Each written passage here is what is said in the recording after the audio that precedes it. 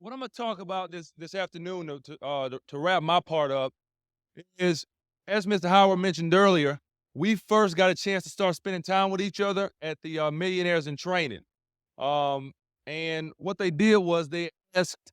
I went to the second one that they had, and that's the top three people from that class to come back and speak to the next group. And so I was the number one RVP in that class, and they asked me to come back and speak. And that's when I got a chance to start, hanging out with Chris Howard and Shane Perry and Jimmy Meyer and Ryan Schmidt. It was unbelievable. And I got a chance to sit next. We were riding to Buison's house, but and I got a chance to sit next to Chris Howard. I'm telling you, I don't know if I've ever learned more in an hour than I did on that ride. That ride going just life lessons, PFS, everything. I'm like, I didn't know I could learn that much in an hour. So, you guys will be surprised with all the things we talked about. But they asked me to speak about what my focus was, as a new RVP, and so that's what I'm gonna talk about right now. And so what's my focus? And it was entitled. It was real simple because I entitled the talk "My Focus: to stay focused." And that sounds repetitive, but it sounds repetitive, but I'm going to show you what I mean when I say that.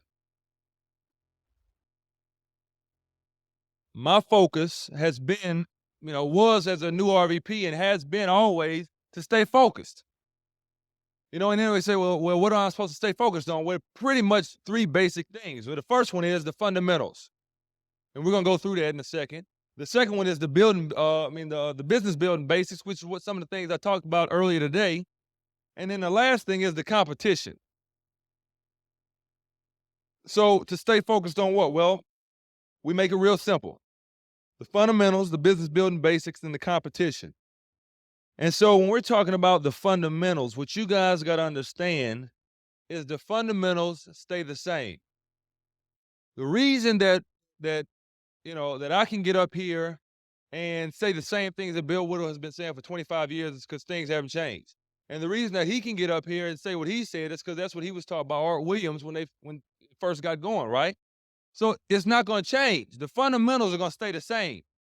The only thing changing are the people that's involved and that's doing it. Okay, so it's not like we got to reinvent the wheel. But when we talk about the fundamentals, there's only a couple. There's only a couple of fundamentals that we need to really master and make sure that we're focusing on. And the first one is personally selling. Okay, but the fundamentals, number one, personally selling. And I don't mean that you're going to be, just a personal producer and, you're going to be in that self-employed quadrant your whole life. That's not what I mean. When I say personally selling, what I'm talking about, and when we're talking about these fundamentals, guys, you got to understand, you're not doing this. You don't do this so other people in your organization will do it. You see, if that was the case, then all of Chris Howard's RVPs will run $100,000 base shop because he's done it. So you're not going to do this stuff so other people will do it. You do it because it's just the right thing to do. It's what you're supposed to be doing if you plan on building a business. So don't, it's like giving and expecting something in return. Okay, that's not the way you're supposed to give, right? You're supposed to just give for the sake of, just give because that's the right thing to do. So you need to do these things because it's just the right thing to do. Don't do this and get mad at your team when they don't do it, because the reality is most of them probably won't. But personally selling. And so when we're talking about personally selling, if you look at that 8531, and I'm gonna touch on that, that's 3 sales a week. And this is what I've had ingrained in my mind since I got started. Collis, once I built a team, because it took you guys gotta understand, it took me a while to get where I had other people on my team who were playing also. You know what I'm saying? And some people say, "Wow, I've been here for 6 years. I don't have that yet." Well, it was a while in my mind. Okay, and so personally selling, he told me you need to do 1 personal sale and 2 training sales every week, because that means you're personally still out in the field doing what you're supposed to be doing from a recruiting standpoint, getting in front of people so you can be recruiting direct to you, but you're also transferring those skills to other people and you're training other people. And think about this, if you do 12 sales, if you're not in a great market, you're going to do 8,000, 10,000, $12,000 in premium, right? So you see, if you are personally selling and you're out there, doing smart and doing securities and doing all of that, then you should be able to support yourself with your own pen.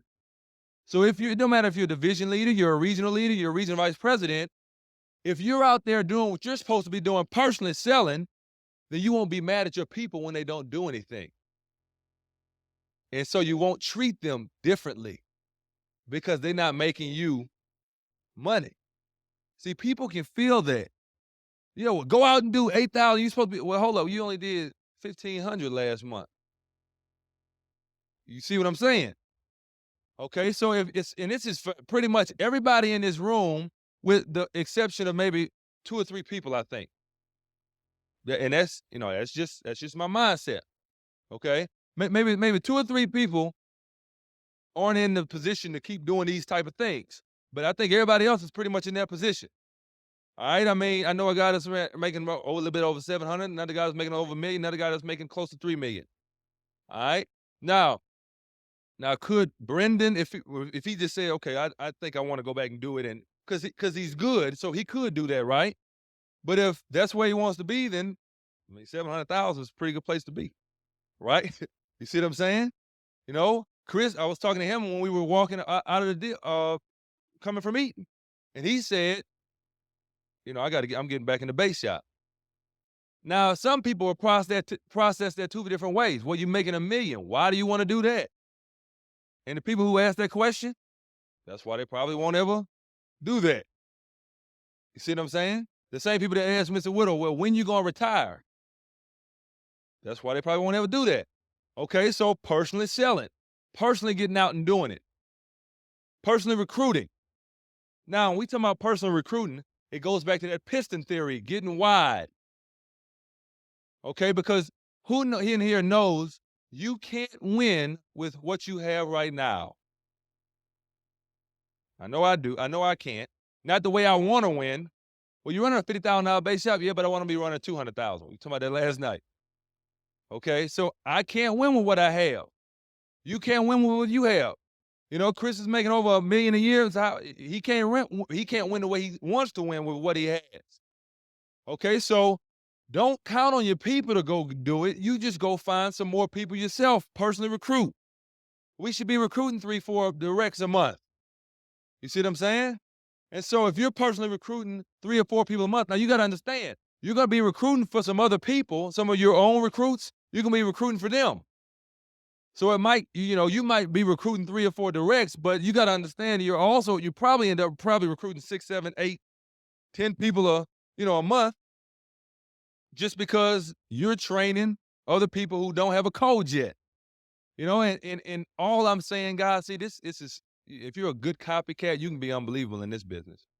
Because all I'm saying is what I've been told by Bill Wood, or what I've heard Hector Lamarck talk about, what I've heard on CDs about, just that's all I'm telling you all. It's the same thing. The fundamentals don't change.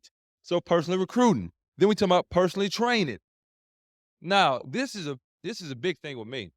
Because I've heard a lot of people. I remember in Atlanta, I had this guy who was like, I personally recruit 10 people every month. And I'm like, well, how come I've never heard of you?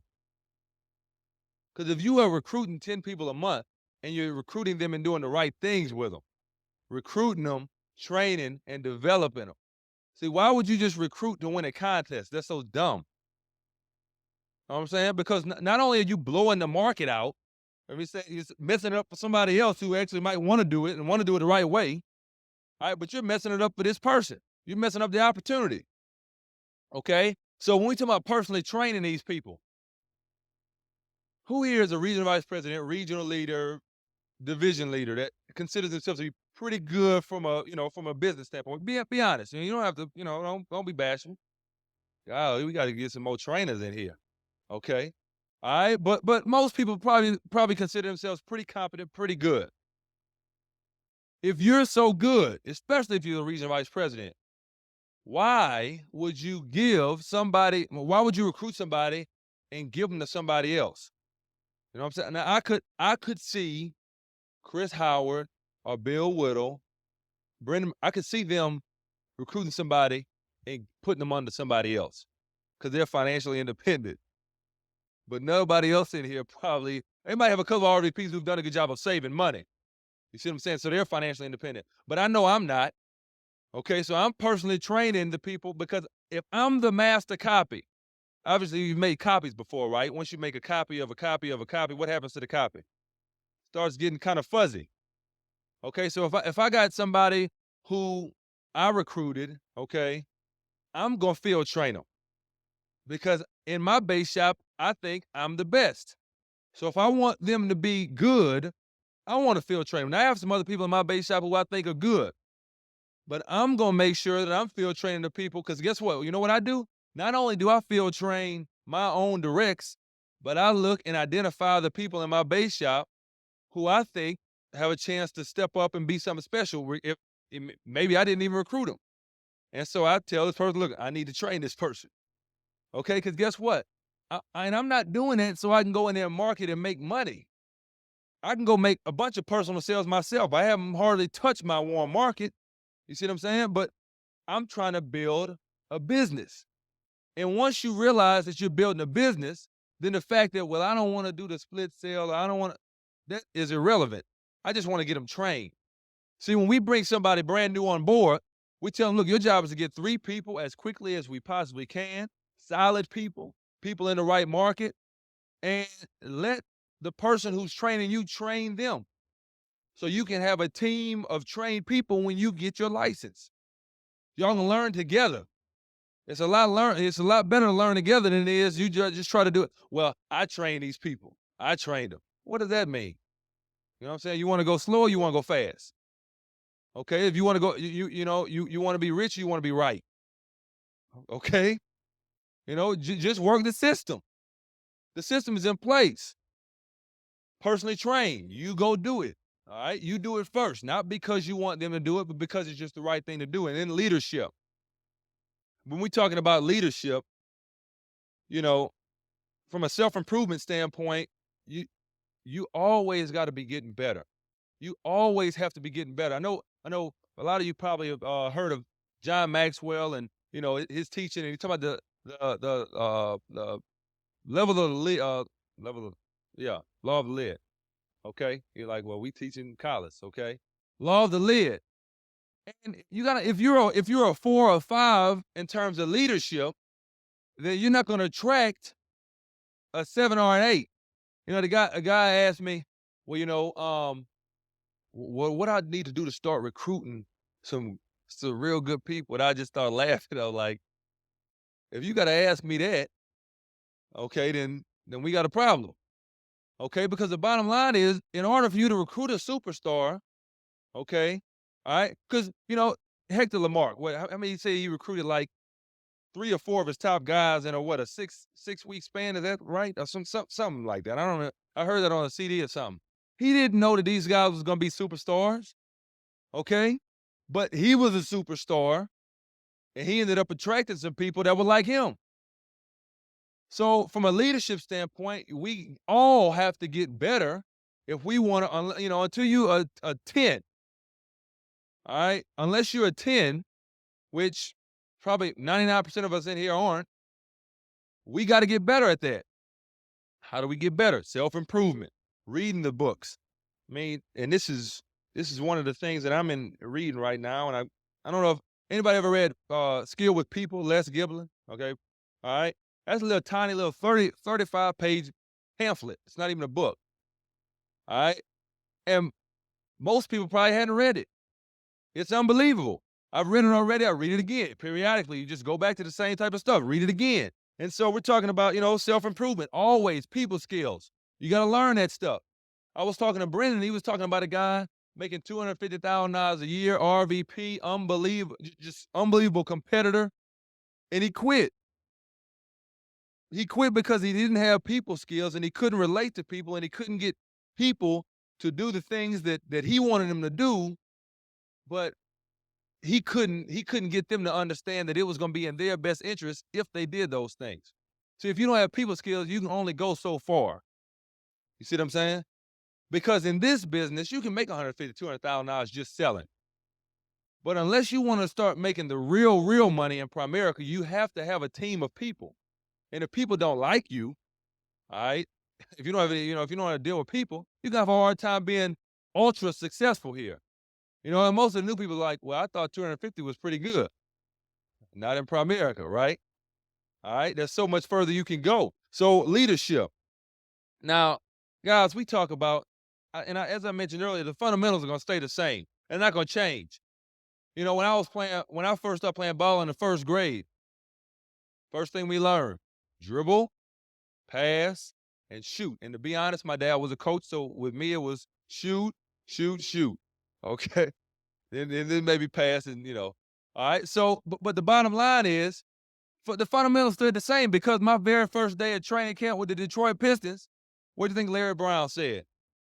All the whole time for the first week, all we worked on dribble, pass, and shoot, just like I was in the first grade again. Wasn't any more complicated. All right, because the fundamentals at every level it doesn't change. It's the exact same. You're just doing it at a higher level. You see what I'm saying? I mean, when I first became a regional vice president, we talk about those 90-day cycles. I was doing the exact same things that I'm doing now. I was just doing it with a non-recruit $17,000 base shot, $16,000 base shot. Now I'm doing those same things, but if as a result of staying with the fundamentals, is why I've taken it to the level that I've taken it to. And as a result of staying with the fundamentals, is why I'm going to take it to the level that I want to take it to. See, it doesn't change. It's not going to be a lot of different things you got to learn. You just need to learn a few things and master those things. And think about this. This is real simple. You don't have to be a product guru to be successful here. You don't have to do that. You don't have to be, unbelievable in prepaid legal. Do you need to know about it? Yes, you need to know about it so you can teach it to somebody else. You don't have to be unbelievable at securities. Do you need to know about it? Yes. All right, you need to have a working knowledge of it. You don't have to be unbelievable at life insurance. You don't have to be unbelievable at anything except for one thing. If you're going to be a guru at one thing. People skills. All right? Be an expert at dealing with people, and everything else will be able to get done. Because, I know about life insurance. I know about loans. I know about securities. I know about prepaid legal. I know about long-term care. I know about all of that. You know what the funny thing is? I did this before I came. I looked on the leaders bulletin for Louisiana, and I'm in the top 5 in everything. Securities, loans, personally. All right, and I guarantee you, if you walked in my office, those people, they know, don't ask Collis any specific questions about the products. Okay? All right? But I'm in the top 5 of everything. Well, how is that? Because I know how to deal with people. You see what I'm saying? So, I don't have to be a guru at securities because I get in front of enough people, you know what I'm saying? And I know it well enough to where it don't have to all be on me. All of the different all the different things we have at our disposal here is unbelievable. For us to be able to bring a specialist in from prepaid legal to talk about that, for us to be able to bring a specialist in smart and talk about that, and securities and all these different things, that's what you have at your fingertips. You don't have to know everything, just know people, and be able to deal with people in a way that they trust and believe you. Because recruiting is a sales process, right? I think almost recruiting to the opportunity shouldn't be it shouldn't be any harder than selling somebody on why they need to get term insurance and invest the difference. And so we're talking about the fundamentals stay the same. Now, the next thing or the last thing is the business building basics. Second to last thing. And I talked about this earlier today. 30 people in 30 days. 30 people in 30 days. I'm telling you, if you made a decision to do this, 30 days from now, your business would be at an entirely different level. I promise you. And you'll be surprised by it. I mean, you'll be surprised because a lot of you think it can't be that simple. It is. Okay? It really is. All right? A lot of people think, well, it can't be. It is that simple. Just make a decision. I'm going to see 30 people in 30 days. And it's going to work out for you if you're in the right market, of course. 8531. I talked about this earlier. If you're doing what you're supposed to be doing, a personal sale and 2 training sales a week, you're gonna get 12 sales.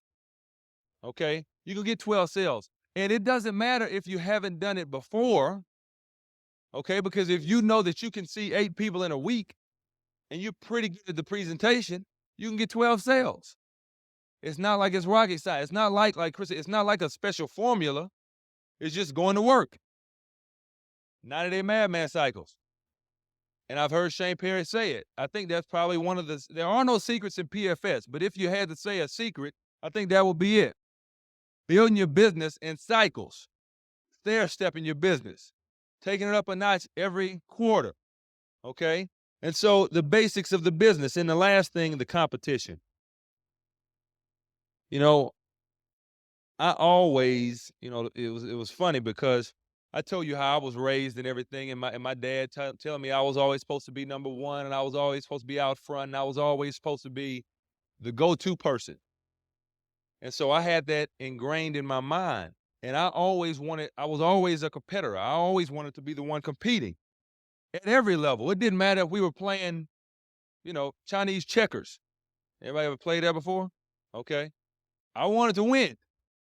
It didn't matter what we were doing. I wanted to win. Whether I was, whether I was good at it or not, you just had that desire to want to win. And this business is the same way. It's the exact same way. Once you get the skills, then that's pretty much it. You got to get the skills and then just work. Just get the skills and work. And the way you're going to get the skills is by going through. I heard somebody say, you can't get to the rainbow unless you deal with the rain. Okay? It goes with the territory. All right? Always compete and play to win. A lot of people say, well, like when we were young, well, after you beat them so bad, well, let's just play and not keep score. What? Play and not keep, that's no fun. And a lot of people play Primerica and they're not keeping score. They just having fun. They just kind of here just for the ride, and that's okay if that's what they want. But if you have people like that on your team, you got to understand you're not going to win with those type of people. You got to find some people who are playing to win. And when I say play to win, I don't just mean they playing so they can win a contest or win on the leaders bulletin. They got a bigger reason to win than that. They might be playing for their family, playing for themselves, playing for the better quality of life, playing to build to build a legacy. So you got to find some people in your team that are playing to win. When I went to LSU, I didn't go to LSU to just get a jersey. I didn't go to LSU to just get a jersey. When I'm talking about going to play basketball, I didn't go to LSU just to get to play a little bit or just to be a starter. I went to LSU to be the star. You got to ask yourself, why did you come to Primerica? Did you come to Primerica just to, sit on the bench and cheer? I was talking to the guy was coming in, and I've heard Jimmy Myers say this, and I'm not nearly at the level, I'm not even remotely in the same stratosphere, okay? But, he says people have to quit because somebody got to wash your car, somebody got to cut your grass, somebody got to take your trash out, somebody got to do that stuff, right? Like a widow say, he don't do any of that stuff. Chris probably don't do any of that stuff. All right, but somebody gonna do it. So if they're not doing PFS, maybe they're doing that. Okay? All right. And so, why did you join though? Did you join to be the go-to person? See, when I went to LSU, so when it came down to the last second shot, get the ball to Collis. Regardless of, the type of game that Collis made, maybe he didn't have a great game that game. But see, and it was what I had inside of me where I knew, all of my teammates knew, and the coaches knew that I had put in more time, more effort, and worked harder than everybody. And then when it came down to it, I was going to come through in the clutch. Does your family or the people around you know that you're going to come through in the clutch? When it comes down to, who's going to get the job done, can they look at you and say, that's the go-to person in our family?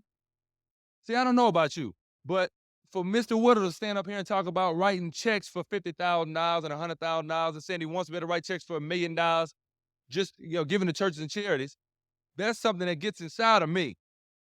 Maybe it doesn't appeal to you, but I know the other day, a pastor at my church was saying, "Well, we need $15,000 to build the annex." And I promise you, if I had $15,000 in my checking account, I would have wrote a check out. But I'm not at that point yet. I'm not at the point where I can do this yet, but I'm heading to that point. If things like that don't inspire you, then you probably ain't the right type of person for this deal. I don't mean that don't mean you're not gonna be able to have some fun, help some people, make a little bit of money. But I'm talking about taking it to another level. It has to be about more. It has to be about more than just making a little bit of money. Because, like I said, ask yourself, why did you join? Because when you saw somebody do a presentation and you said, "I'm gonna pay this $199," a lot of you may be, been of the mindset, "I don't know how good I can be at this. Okay, I don't know how good I could be." But for you to pay $199, you had to have seen something. There had to have been something that you wanted to have for yourself, for your family, for your children. You see, they got two different types of no's that you can choose from. What we do at Primerica, we actually give you a choice. Really, you don't. In most cases, if you got a job, you don't have a choice. So you can get this type of no. You can deal with this type of no all your life. Mom, can I have that? No. Dad, can we go over here? No. Can you come to my recital? No. Can you come to my ball game? No. Can I get this toy? No. Stop at no. And you getting mad at your kids because you're really mad at yourself because you can't do it for them, right? No, no, no. You can either deal with that no, or you can deal with, can you come to the opportunity? No. Can you come to the opportunity? No. Will you buy this policy? No. See, I made a decision, and I don't have any kids yet, or I don't have a family yet, but I made a decision to deal with these other no's on this side, so I won't ever have to say no on this side. See, I don't know about you. You just got to make a choice of which no's you want to deal with. You just got to make a choice of which no's you want to deal with. Because if you deal with these no's for a relatively short period of time in your life, you won't have to deal with these no's. But it's just most people probably aren't willing to deal with this to get that.